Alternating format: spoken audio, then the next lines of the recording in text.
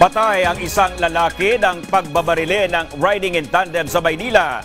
Inakala naman ng mga taga-barangay na sumemplang ang biktima ng matumba ang sinasakyan nitong motorsiklo. Yan ang ulat ni Isaiah Mirafuentes.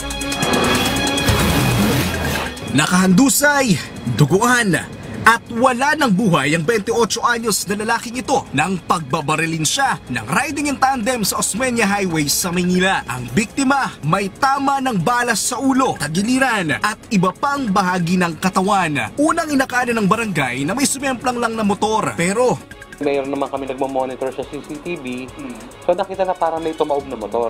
Nasa gitna lang sa CCTV yung pagbagsak nga ng tao na baka na nabangga ng sasakyan or ayun nga, nung nalaman na lang, nung napuntahan na.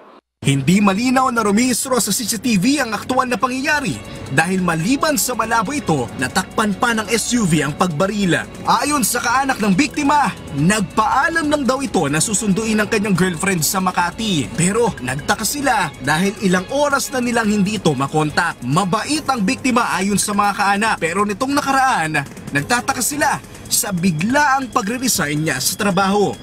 Kasi nag-resign po siya nung September katapusan. Biglaan din po yung pagkasabi niya sa akin, na sabi niya October ganyan, magre-resign na daw siya. Nag-resign na po siya. Pero hindi ko po sure bakit siya nag-resign. Wala po siyang sinabi sa akin. Patuloy pang gumugulo ang investigasyon sa nasabing krimen. Nananawagan ng hustisya ang mga kaanak. Hustisya po. Hustisya po yung gusto namin mangyari, na bakit ginawa niya yun. Wala naman pong kasalanan yung kapatid ko. Hindi naman masamang tao.